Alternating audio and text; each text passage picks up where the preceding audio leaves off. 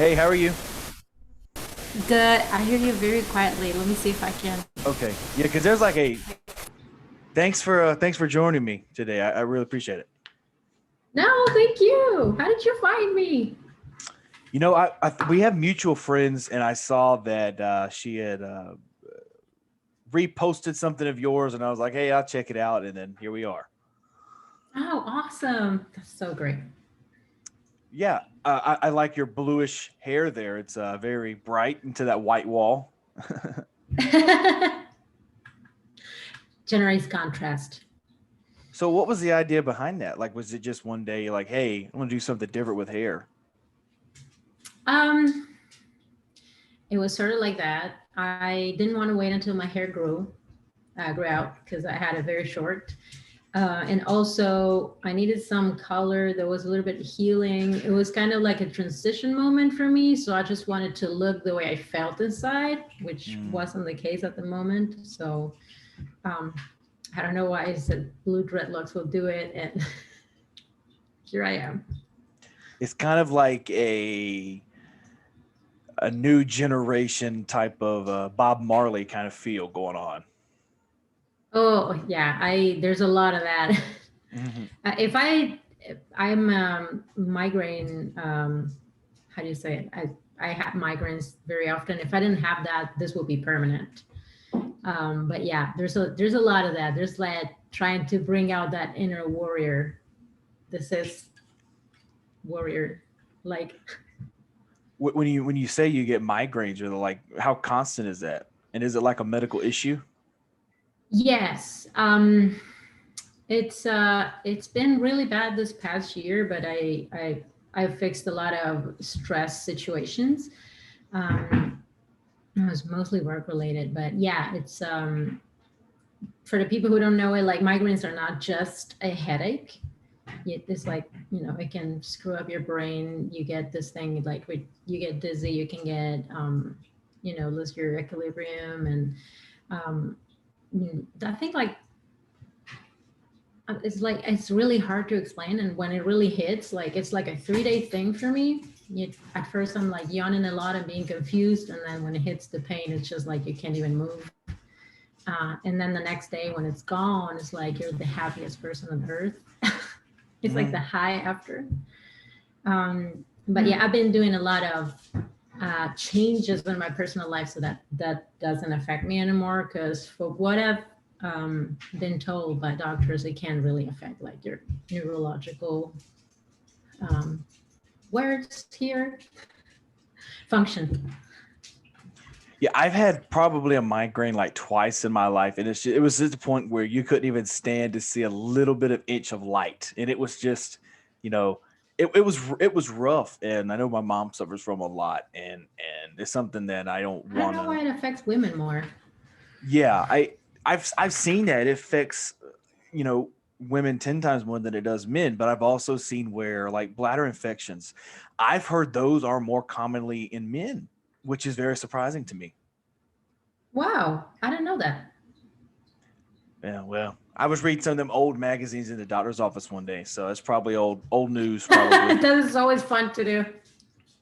like the People magazines from like 2003 has like a wash up actor on the front you don't ever hear from anymore.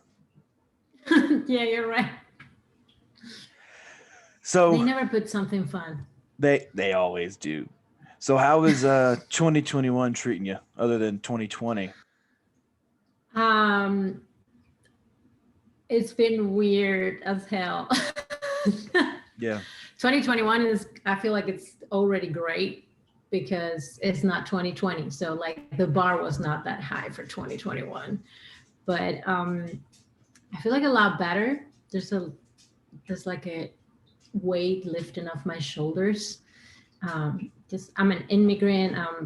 I don't know if you've read this, but I'm No, I haven't. pansexual too. I'm a woman, so Okay, what it was what kind of you rough. said you said pansexual. What is that? That would mean you can fall in love with anybody, like includes women, men, trans, whatever. Okay, okay. I You got you. just fall in love with the person, not so much the you know Got you. um, the shell.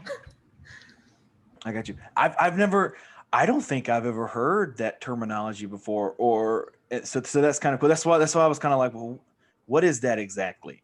But that's great. It's kind of cool, actually. I haven't really heard it before. I had a lot of friends in the LGBT community, and uh, predominantly here, because when you go to a different country, you just like start branching out and making friends, and um, Mm. talking with some co-writers that are gay.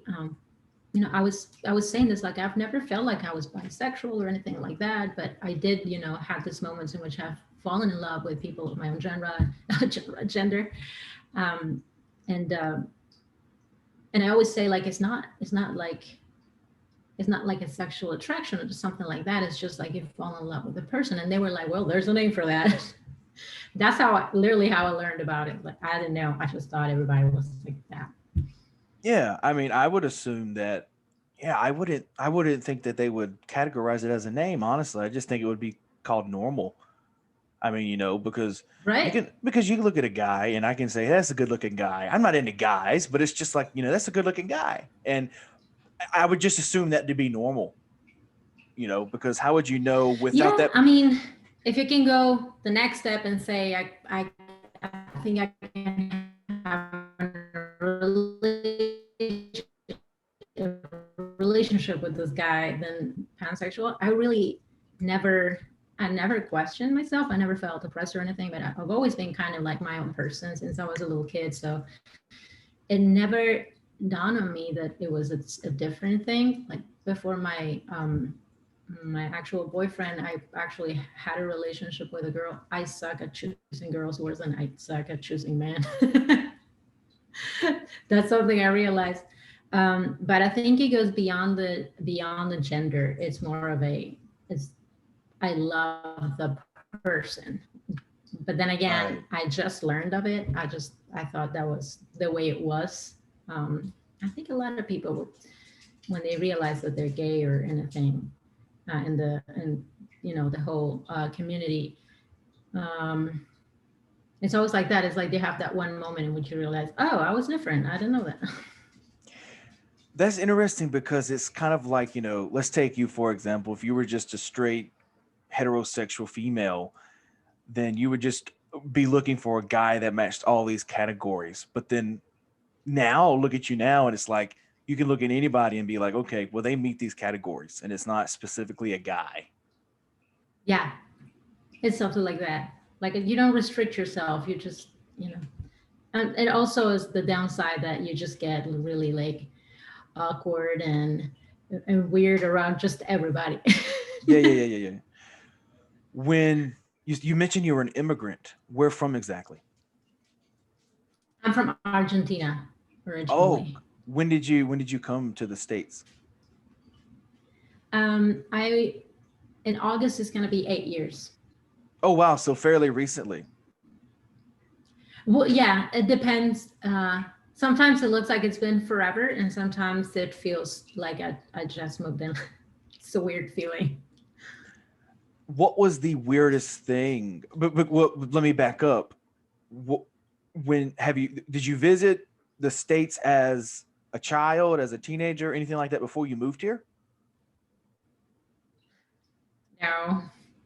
Wow. Um, I came in originally to learn more about. I was I was in contact with a producer, and I came here to know more about music. I was supposed to stay for a few months, and then ended up staying. So, for anybody thinking of moving to another country, that's not the best way to do it because I didn't know anything. It was pretty rough the first months, but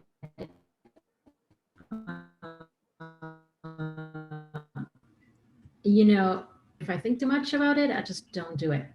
Um, it's like there's something about making a decision on a whim that just feels right for me. There are other things that I think about, but there's certain things that instinctually just feel good. And Mm. um, definitely, if I would have planned ahead, it would have gone a lot better. But yeah, I was previously in a singing contest by a brand. I don't know if you know it. It's Avon, Uh, cosmetics for like women. the yeah, like the makeup. Yes, that. Okay. And because of that contest, I kept, moving forward, and Mm. they needed me to get a visa for the States, and I was like, when am I ever going to use this? And two years after that, I finally came in, and I'm like, yeah, why not? Let me ask you this. I've heard that the English language is one of the hardest languages to learn. Is that true? In my personal experience, um, I wouldn't think so, but I also learned when I was 11, Okay. because it was kind of like a thing. My dad said, "You guys need to learn another language," and so I learned English. It was fairly easy, like, and I started trying to learn Russian, and that is a lot more difficult. Okay. But I think people says that because, for example, write to yada yada yada. You write a letter. It's like a lot of different words sound the same. Yeah. That's one uh, mind fudge. I don't know if I can say You can say that whatever word. you want. You can say whatever you want. Awesome. No, that's mind fuck. That's what I was trying to say. The other one is like, how closely, like, it makes your brain hurt.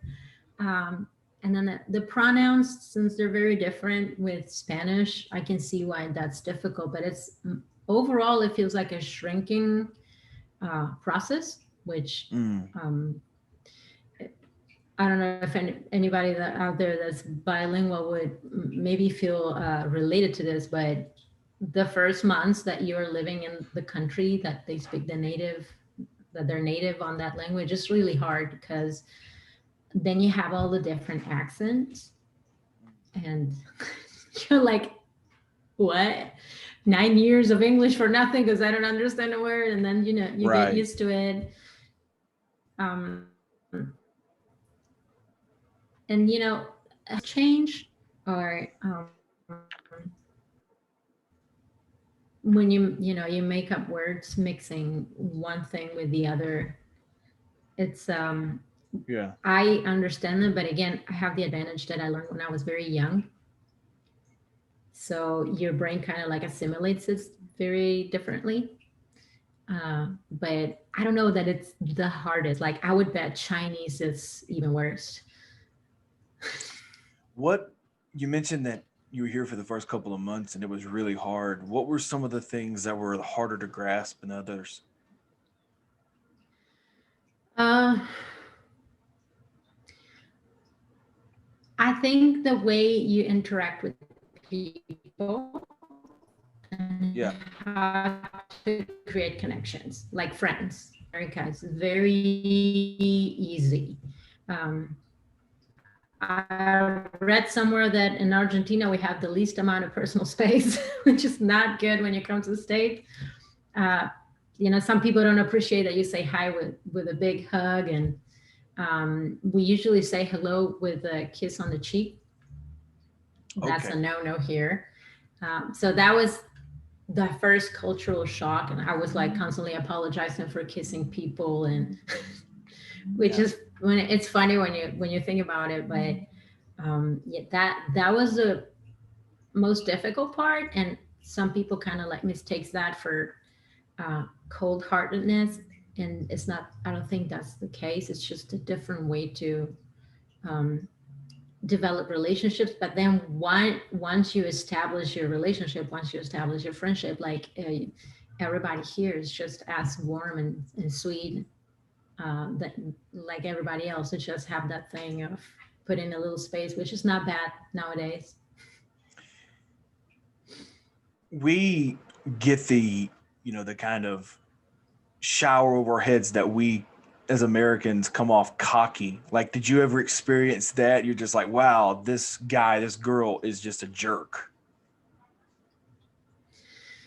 No. um yes and no. Okay. I've met some trust fund kids, which we call them Karen's sons.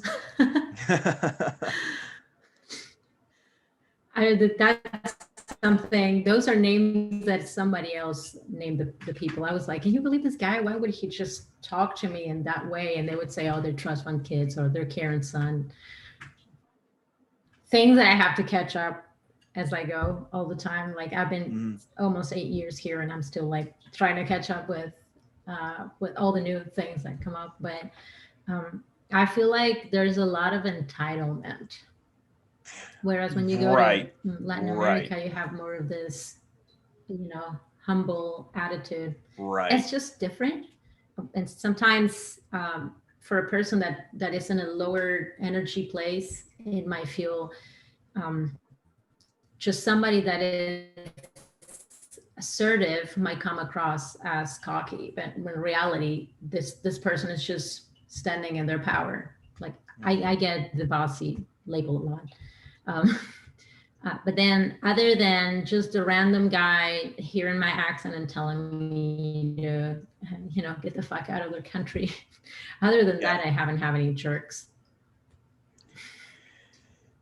And when you're told that, kind of what's going through your head, because you could take it either way. You could take it as, wow, these people really hate me here, or that guy is just so self and self-influencing himself and no one else, and he's very hurting. He's more hurting himself than he's hurting you.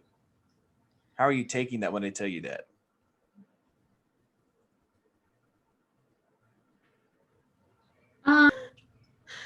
Um, I know it's not a nice thing to say. Just I don't know. I don't care if I come across as a victim. I just feel fear because you don't know how people is going to react. I have two instances in which like one was this person telling me to get the fuck out of their country, and they thought I was Russian, so that was really funny. And then I have this other person just like grabbing me and telling me that I needed to embrace Jesus because I was going to burn in hell and in the middle of a grocery That sounds store, like which was America. That sounds like hilarious. America. Yeah. A woman, it was just so funny. But at the same time, it's like, oh my God, if I would have been of any other religion, and I barely understand the language, that would have been so terrifying. This is just not right. Um, the only thing I did was just tell somebody from the store that this lady was just grabbing random people with an accent and telling them that, Yeah. why did she think I was not, I don't know, maybe I was a Christian and she would never know. So when you were talking with this producer person and it led you, yeah, when you met this producer person and it led to you leaving Argentina and coming to America, what was the reaction to your parents? Uh, well, they were okay with it. They were, like, yeah, you got to do it. And again, I was not going to stay, so it was just a trip. So they were like, yay. But on the same token, oh, she's going alone. She's Yeah. 20 something, country that's completely different. But I had my best friend living in LA that is, I call him my brother because we've been friends for that long. And we have that kind of relationship. And so they knew that if I would ever need help or anything, he was there. So it was kind of like that. But then when I stayed, it was kind of a bummer for them. Um, but I guess it's that thing that all parents have, like you want your kids to grow but you also don't want to let go, type of thing. Sounds like you care very much about them and for them. Yeah. I do. um I kind of did like this process, how everybody idolizes their parents in their mind. So I actually went through a lot of therapy before I actually came here, which is funny how things work because I have a lot of things resolved, like solved in me. Words are escaping me today. Um, And it was kind of like I healed my relationship with them, and I could actually see them as human beings. So it was like, it was a Mm. really nice situation, but it was also that, oh, now that I can, relate to you guys in a different way, it's time to go. But I mean, it was nice because I could have more of an open conversation with both of them. I never got to see my dad again because he passed away, unfortunately, before Mm. I got to come back and visit. I'm sorry. But my mom has come several times, and it's really fun. I feel like when you can pass, you know, your own limitations and your own ideas of what a parent should be, and understand that the other person is human, is like, that love goes to another level. It's kind of a nice thing. And so was music kind of therapy for you growing up and also coming here?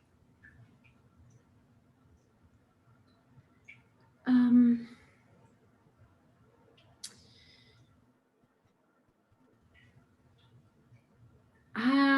I wouldn't think so. Therapy was therapy. um I do think that a lot of my thing is like, unless I process my emotions, I can't use them creatively. I know there's other people that they process through the creative process. So I can understand why for a person like that, making music would be therapeutic. But for me, it's like, if I don't have my internal emotions or issues or whatever I have kind of like sorted out, I can't create with it, because it's just too close to me for me to be able to turn it into something different. So it is a way of expression. It's also a way Mm. of life. It's what I love to do, and um, I do. It's my longest standing relationship. I always say it's like music is the only thing that has ever loved me and stood with me forever. Um, but not therapy. And so when you're performing or when you're just listening to music in general, kind of where does that music take you? Like, is it because I can know people that when they listen to music, they just, they just go out kind of like an outer of body experience and they just go with the flow and they pretend and they act like they're in the music. So what happens to you when you're just into the vibe, into the music? Exactly that. It's like it takes over, especially when I'm on stage. It's like I just let go of everything, and I allow music to just go through me and do whatever it wants. There's a lot of thinking. There's a lot of work that goes before a show, and as an independent artist, it always falls on me and the independent artist.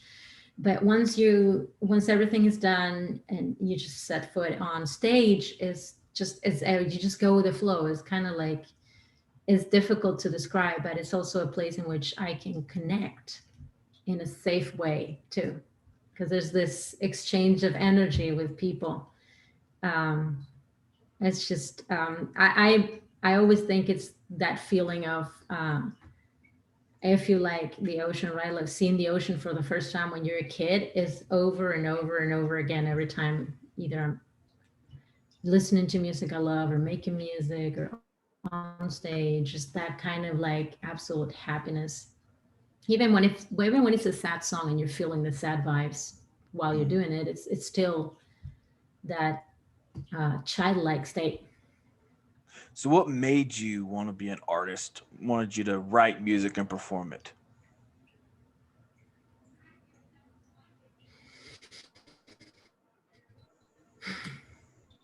Um,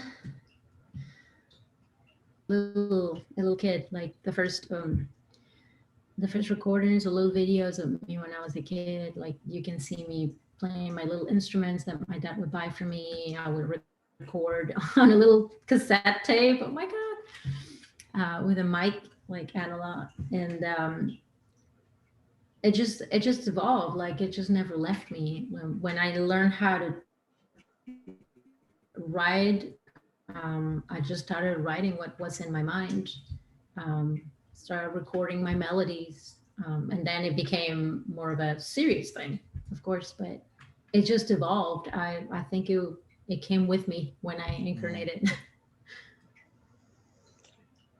And when you go on stage now versus the very first time you went on stage, is it kind of the same feel? Because I know some people are like, when you're not nervous, that's the time to be really worried because it just doesn't mean anything for you anymore.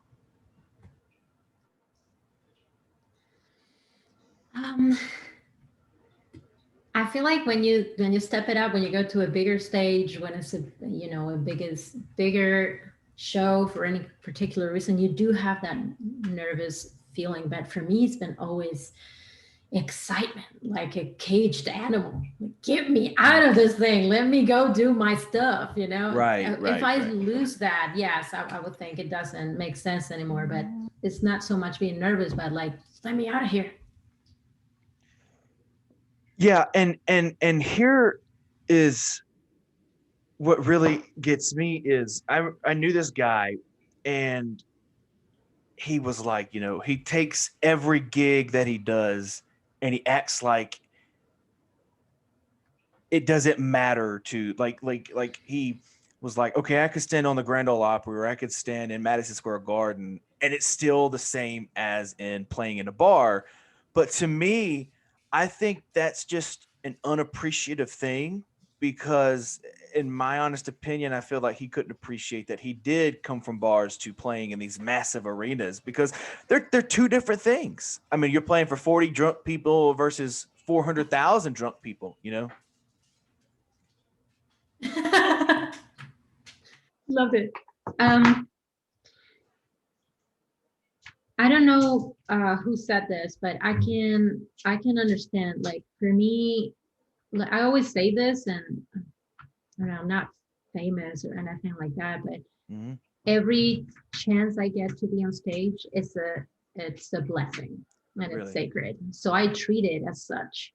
Is it, be it a bar or the Grand Ole Opry? I wish, but no matter how big or small, it's the same the same amount of commitment and respect and gratefulness. Now, I'm sure that the levels of anxiety and like we said, like this nervous energy would Right. change as the stage gets more emblematic or iconic. But um, at the end of the day, I think like the best feeling is that when you are there with or without your guitar, with the light shining on you in front of the mic, and it feels very lonely. It feels like it's just you doing your thing, and it's just another gig. And I feel like a lot of people tell themselves this in order not to get overwhelmed by the fact that you have 400 people staring at you. Mm. I can understand where he's coming from, but definitely it's not the same thing. If you had to pick one album to listen to for the rest of your life, what would that one album be? Ooh, just one? Just one. Just one. Um,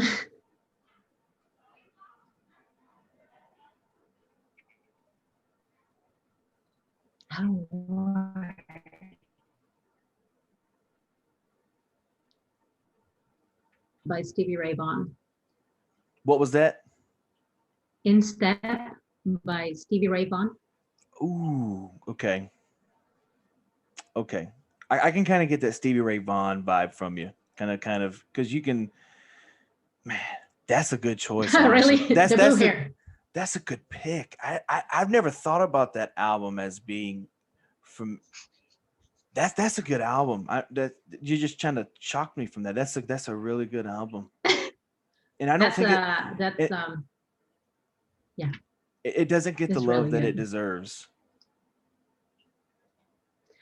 I feel like after rehab, I mean, he's always been a genius, but he achieved a level of guitar playing that was like out of this world. And if unfortunately he wouldn't have died so young, he would still be, for me at least, the best guitar player alive. That's one reason why John Mayer took up playing the guitar is because of Stevie Ray Vaughan. That's his hero, and it's you can kind of see who people's heroes are by what music they play And I think you can see a lot of Stevie Ray through John Mayer. Yeah, And definitely. I appreciate that from a music fan, lover, and music nerd, that because you don't really hear most people say, one my hero is like Lenny Kravitz. You don't really hear that much, and it's just cool for people to hear people say that. Poor Lenny, he's cool. That dude's a trip, though. He seems like one of those chill out guys that doesn't care about anything. I love him. But I would choose Stevie Ray. Oh yeah, yeah, yeah. Well, as we kind of wind down here, what is your favorite song to perform on stage? Ooh,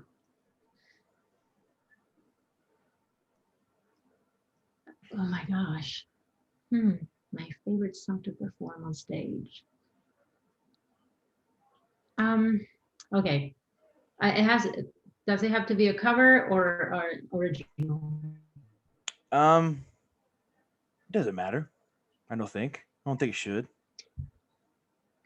Okay, so it's one song that's called "Age of the Light." It's one of my originals, and I just love to perform that one because it's like so powerful and it's like drum driven. I play the drum on stage. I have this massive background background vocals. My favorite, like you can go ape shit on it.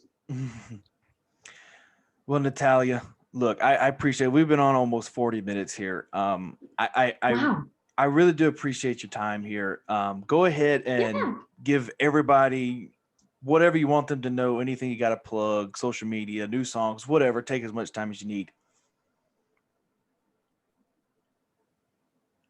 Already 40 minutes. This is great. Thank you so much. Mhm. For anybody that wants to follow me, I'm the most active at Natalia.Soul. That's Instagram. My new EP, Heard You, is up on Spotify. And you can expect some more releases of singles that are fully produced, but this one is really nice because it's all acoustic and cool. And also, I have a new account of TikTok, which is Natalia Soul Babe, and it's the same as my Facebook account. Well, look, we'll get you when you get a new EP out or whatever new music. We'll definitely get you back on here, Natalia, and I really do appreciate your time here. Thank you so much. Thank you so very much. This was really so much fun. Thank you. Have a good day or night, I should say.